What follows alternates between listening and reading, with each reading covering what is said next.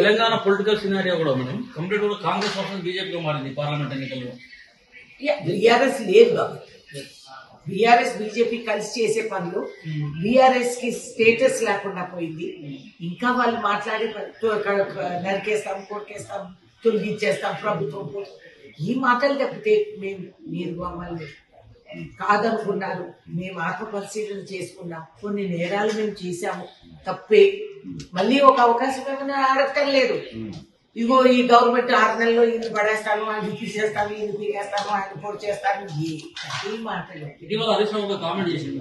Harish Rao 8 parliament స్థానాలు Congress, 8 parliament స్థానాలు BJP రెండు కలిసి షేర్ చేస్తున్నాయి. 2 పార్టీలు కలిసి టీఆర్ఎస్ లేకుండా చేయాలని కుట్ర చేస్తున్నాయి. సో వాళ్ళు చూసి చెప్తున్నారంటే ఆయనకి ఆంతర్యంగా ఏదో తెలుసు కదా. బీజేపీ బీఆర్ఎస్ ఒకటే ఆయనే పాపం ఆయనకి తెలియదు. హరీష్ రావు పైన కూడా నాకు చాలా జాలి అసలు ఖమ్మం జిల్లాకి ఒకటి ప్రత్యేకమైన స్థానం.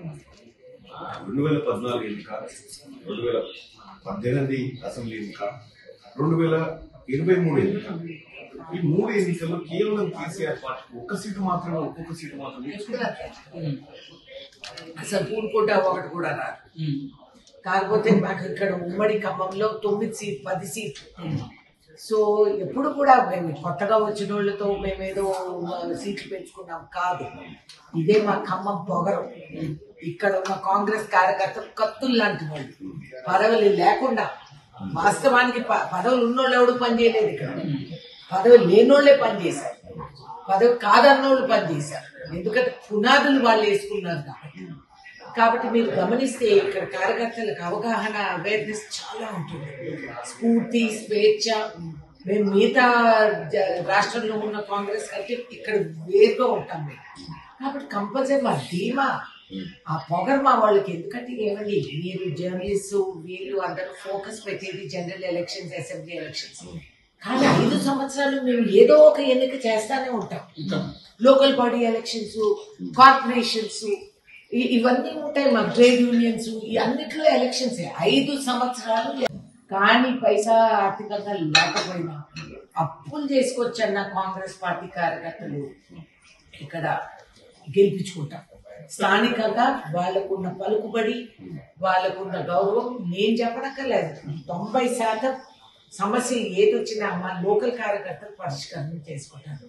ఉదాహరణకు మీకు మీ ముందు కూర్చున్న ముస్తాఫాని, ఈయన పైన తప్పుడు కేసులు పెట్టి, పీడీ కేసులు పెట్టి, ఎందుకు ఈయన మంత్రిని ఛాలెంజ్ చేశాడు. వారాన్ని ఏం చేసుకుంటావు, చేసుకుని ఎలక్షన్ గెలిచి చూపిస్తాడు. ఆడొక కేసులే మా దగ్గర ఉన్న మాజీ మంత్రి పువ్వాడాజే, కొండలు గుట్టలు దోసుకున్నోడు, అహంకారం, అందరినీ నానా ఇబ్బందులు పెట్టినోడు.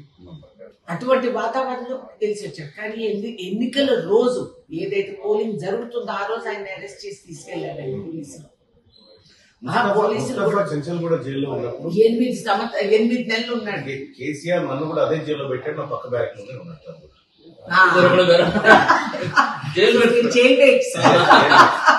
అంటే అల్టిమేట్ గా ముస్తఫా అందరూ విక్టిమ్స్.